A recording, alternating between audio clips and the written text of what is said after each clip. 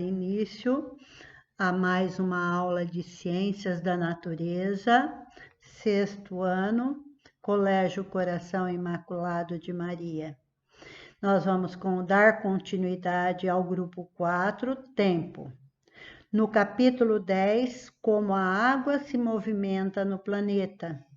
Nós temos aí o módulo 31 e 32, que vai estar falando das dinâmicas dos rios.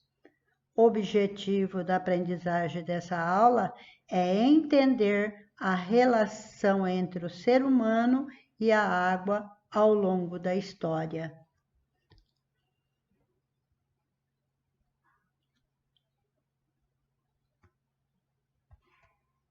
Dinâmica dos rios. Então, a dinâmica, como que um rio funciona, como é que ele acontece, como que ele carrega as suas águas, de onde vêm as suas águas. Nós temos aqui, olha, que os rios, os corpos de água superficiais estão sempre se acumulando nas porções mais baixas. Então, sempre que a água cai na parte de cima, ele vai escorrer e tem a tendência de ir para a parte baixa de um território. E quando isso acontece, ele forma como se fosse uma bacia. A parte mais alta, a água cai e ela escorre. Então, nós temos aí, pois toda a água que cai em porções mais elevadas, ela escoa para as regiões mais baixas, principalmente na forma de rios, riachos e córregos. Nós temos aí a figura mostrando a água caindo em forma de chuva, precipitação. Todo esse volume de água que cai, ele vai escorrer para dentro dos rios, ou então parte dele vai infiltrar no subsolo, mas grande parte vai escorrer para os rios, caindo nos afluentes e depois esses afluentes levando essa água até um rio principal que vai parar lá nas águas dos mares. Nós temos a perguntinha aí, o que é uma bacia hidrográfica? Se a gente pensar numa bacia em casa, ela tem a parte mais alta, que se eu soltar a água na parte mais alta, a água vai escorrer, vai para a parte baixa, a parte mais funda da bacia. É assim que funciona uma bacia hidrográfica, só que ela funciona através dos rios, né? Toda a água do rio vai dos afluentes, elas vão para o rio principal, e o rio principal vai levar essa água até a outro rio ou então nos mares. Então, nós temos aí uma definição. Bacia hidrográfica é a área ou região de drenagem de um rio principal e seus afluentes. É a porção do espaço em que as águas das chuvas, das montanhas subterrâneas e de outros rios vão escoar em direção a um determinado curso de água, abastecendo-o. Quer dizer, o rio principal ele é abastecido pelos afluentes, ele é abastecido pela nascente de outros rios. Os rios nascem, escorrem e vêm até desaguar no rio principal.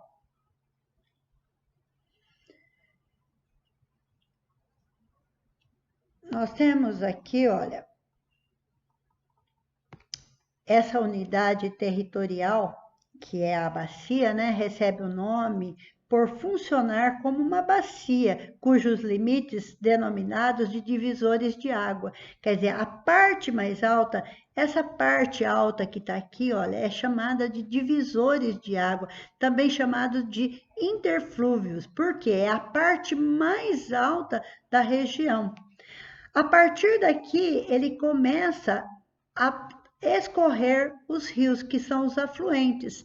Esses afluentes vão desaguar nesse rio principal. E esse rio principal vai levar a outro rio ou então para o mar. Ele vai desaguar aqui, ele vai liberar toda a sua água. Então, quando ocorre aqui a chuva ou o descongelamento, toda a água que forma aqui nessa região, ela acaba descendo e percorrendo todo esse rio aqui. O leito é o caminho, é a parte onde o rio escorre.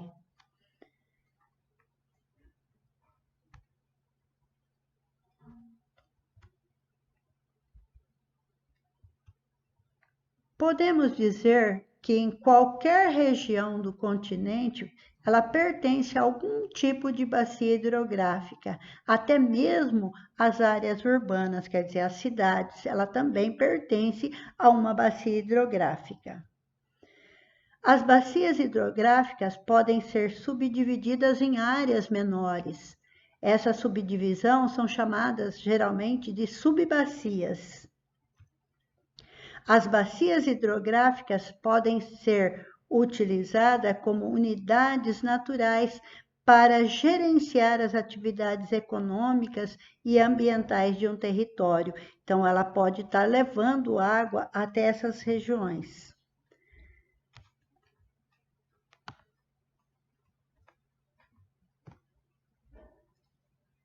Para facilitar a administração das águas no Brasil, foram criadas 12 regiões hidrográficas, que são formadas por uma grande bacia ou um conjunto de bacias hidrográficas próximas.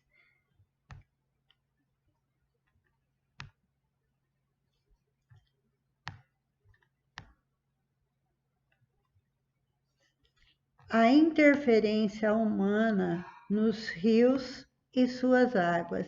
Então, olha lá, o homem, ele quando fixou moradia, geralmente ele fixou próximo a um rio.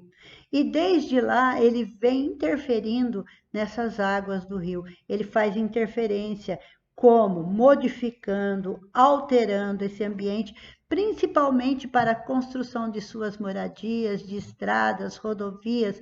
Então, ele muda o curso desse rio. Então, nós temos aí que os rios e os córregos urbanos foram muito modificados durante o processo de ocupação. À medida que o homem foi ocupando, foi fixando suas moradias, ele foi construindo casa, ele foi colocando asfalto, ele foi colocando concreto. Então, ele foi modificando todo esse ambiente natural.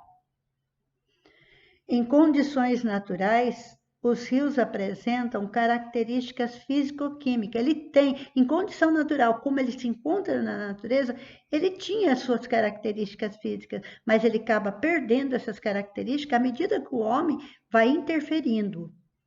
Nós vamos ver agora, a principal característica dele é o volume, é a quantidade de água que ele tem. Não só o volume, mas também as temperaturas da água. Então, tem rio que tem as águas mais frias, outros rios têm as águas mais quentes. Além disso, a velocidade do escoamento. Tem rios que escoam bem rápidos. Rios com muitas curvas diminui a velocidade. Então, e o homem acaba interferindo nisso daí também. Concentração de sais. Então, na água, ele tem uma certa concentração de sais. E com a interferência do homem, essa concentração pode diminuir ou aumentar também. O grau de turbidez. Que seria o grau de turbidez? É a capacidade que a luz consegue atravessar e a gente enxergar partes dentro do rio.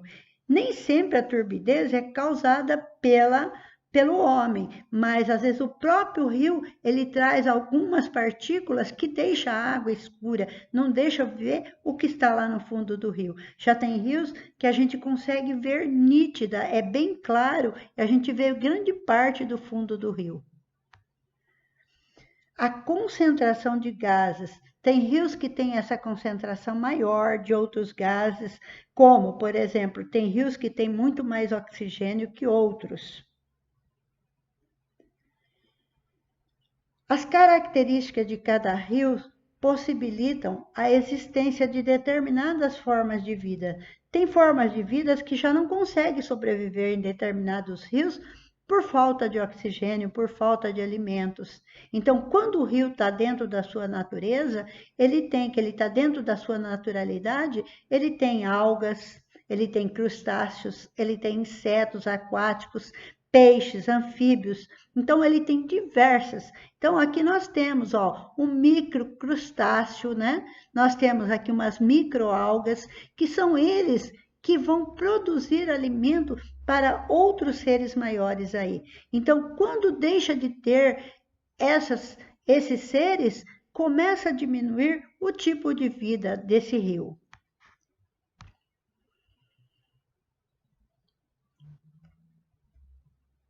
Uma das transformações mais comuns que a gente vem observando aí, associados à urbanização, com as construções da cidade, o homem chega, a primeira coisa que ele faz é derrubar, é desmatar. Ele desmata, ele tira toda a mata ciliar que está à volta do rio. Então, quando ele tira toda a mata ciliar, ele está tirando a proteção desse rio. É a mesma coisa se nós tirarmos os cílios do nosso olho. Nós tiramos a proteção de quando cai alguma coisa no nosso olho. Então, mata ciliar significa que ele é a proteção das margens daquele rio.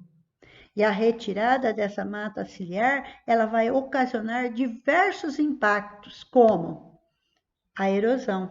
Então, não tem as raízes das plantas, a terra fica fácil de deslizar e provocar erosão. Além da erosão, toda essa terra que estava lá ocupando essa margem do rio, ela vai parar lá dentro do rio. Então, ela vai assorear, ela vai causar um acúmulo de sedimentos lá no leito do rio, diminuindo a profundidade do meu rio. O rio acaba ficando mais raso. Por quê? Porque todo esse material, todo esse sedimento foi parar dentro do rio. Nós temos aqui, olha, o rio Tietê, em São Paulo. Ele, quando atravessa São Paulo, o homem, para poder fazer sua urbanização, ele foi construindo casas, ele foi construindo moradias, pontes, ele foi construindo asfalto, rodovias, ele foi construindo marginais, e para isso ele foi modificando a situação do rio Tietê. Então ele foi retificando, ele foi tirando as curvas que o rio fazia, e então torna o rio um canal. Porque esse asfalto, esse concreto, muitas vezes não está só na parte de fora das margens, ele está também no leito do rio. Então, quando vem a chuva, vem uma grande quantidade de água, ele não tem para onde escoar. A velocidade da água começa a tomar uma velocidade maior e a água acaba espalhando, ocasionando grandes enchentes. Outra interferência humana é o que eu acabei de explicar, que a outra interferência humana é a canalização dos rios em cidades maiores. Nesse processo, as margens e até o leito dos rios são revestidos por materiais impermeáveis, como o concreto, o asfalto, transformando-os em canais. O rio virou um canal, tá?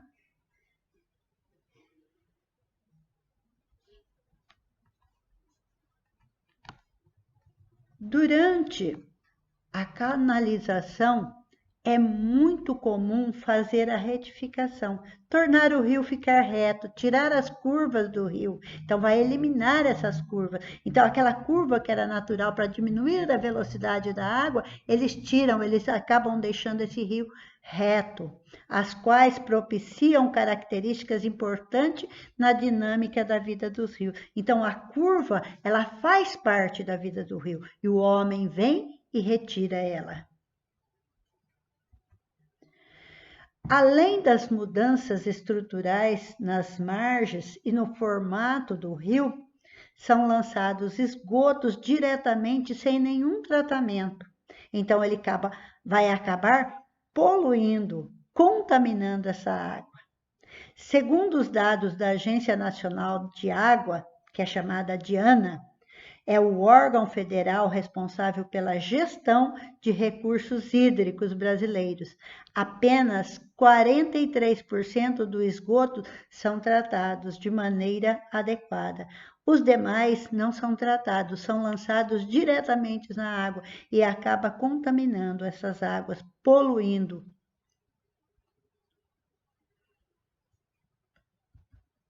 Nós temos aqui a foto de um rio, de uma cidade grande aí, que a gente pode estar observando, e que esse rio, ele, além dele receber o esgoto, ele também, quando vem a chuva, ele recebe, junto com as enxurradas, grande quantidade de material descartável aí, que a gente descarta em qualquer lugar. Sacola plástica, garrafa PET, tampinhas, plásticos, várias coisas são lançados e ele acaba indo parar dentro do rio. E isso vai dificultar com que a água seja escoada. Impedindo o escoamento dessa água, o que vai acontecer? Quando vem a chuva, essas águas vão invadir a parte das margens e causando as enchentes. É o que a gente cansa de ver em noticiários sobre as cidades inundadas por causa de grande quantidade de material descartável que está lá dentro do rio, que não deveria estar lá, né? Grande parte dos resíduos descartados de maneira incorreta nas águas, nas ruas, eles vão parar lá dentro dos rios. Então, nós temos aqui agora uma partezinha falando um pouco aí sobre as águas do Rio Tietê. Então, o Rio Tietê, ele recebe, quando ele passa por São Paulo e as cidades que estão em torno de São Paulo, ele recebe grande quantidade de esgoto. Nos esgotos vai grande quantidade de sabão, detergente. E quando ele chega mais ou menos na região de Salto, Piracicaba, ali naquela região, os rios têm umas quedas e essa água começa a cair e bater, e o que vai acontecendo? Esse detergente começa a desenvolver a espuma. E tem época que os noticiários anunciam essa grande volume de espuma que se forma ali na região desses rios Tietê, que passa ali naquela região, dificultando a passagem muitas vezes de os carros, automóveis, dificultando a passagem deles, porque a grande quantidade do volume de espuma que forma nessa região, devido à grande poluição do rio Tietê. E o rio Tietê, ele é um rio que ele corta todo o nosso estado de São Paulo, tá? Ele passa dentro de São Paulo. Quando ele passa dentro da cidade, ele passa por um canal, porque lá eles transformaram o rio num canal. E ali ele recebe todas as impurezas, ele está totalmente poluído ali. À medida que ele vem caminhando para o interior de São Paulo, ele vai recebendo outros afluentes, ele vai recebendo água de outros rios e o volume de água vai aumentando.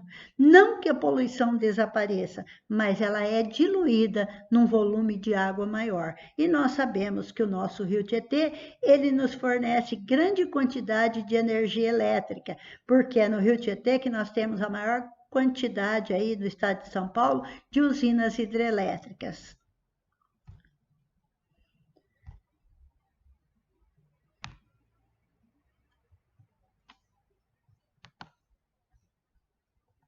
Pessoal, um futuro sustentável. O que seria um futuro sustentável? Eu teria que pegar essas águas do rio, eu teria que pegar esse rio e modificar ele, transformar ele para que ele me reverta bens no futuro. Então, ele diz, um futuro sustentável depende de mudanças em relação ao uso de nossa sociedade, que nossa sociedade faz a essas águas. Então, quer dizer, se a sociedade continuar degradando, nós não teremos água desse rio, nós não teremos como recuperar isso. Agora, se eu trabalhar, se eu tentar modificar os meus comportamentos diante desse rio, tudo pode mudar, como já aconteceu em muitos países. Exemplo, aí nós temos o projeto Despoluição de rios desenvolvidos como é o de países desenvolvidos, como é o caso do rio Sena, em Paris, na França, o caso do rio Tâmisa, em Londres, na Inglaterra, o rio Tejo, em Lisboa, e muitos países já está acontecendo isso, eles já estão despoluindo, eles estão evitando de lançar as suas poluições dentro dos rios, seus esgotos, né? Então, nós temos aí nós vamos ver uma imagem do rio Tâmisa, na Inglaterra. Então, nós temos essa imagem aí, olha, como o rio é hoje. Por quê? Porque ele já foi modificado, ele foi tratado. Hoje ele serve de sustento para uma sociedade. Ele serve de lazer, ele serve de meio de transporte, ele serve para várias coisas, assim como também no rio Sena, no rio Tejo, em Lisboa, né? Nós temos aí esses exemplos. Pessoal, nós vamos agora falar um pouco sobre as nossas atividades para a aula que vem, tá? Então, nós temos aí fazer os exercícios de aplicação, que é o 1 e o 2, da página 156 e 157, que esse vocês vão fazer para a aula ao vivo, tá? A tarefa é para a aula seguinte, o exercício proposto 3 e 4, da página 157 e 158. O para conferir, o 3 e o 4. Quando vocês terminarem esse para conferir, vocês vão enviar para a Dona Piva, quando terminar todos os para conferir, tá? Quero que vocês, para a próxima aula, assistam o vídeo lá no YouTube, que é Caminho das Águas, as Bacias Hidrográficas. É um vídeo da Embrapa, tá? Eu já pedi para vocês na aula hoje que assistisse aquele filme, aquele documentário sobre Entre Rios, e agora também eu gostaria que vocês tivessem aí assistindo esse daí também, Caminhos das Águas, que aí vocês vão entender um pouco melhor como que é a bacia, como funciona uma bacia hidrográfica. Obrigado, Piva, até mais. Beijo no coração.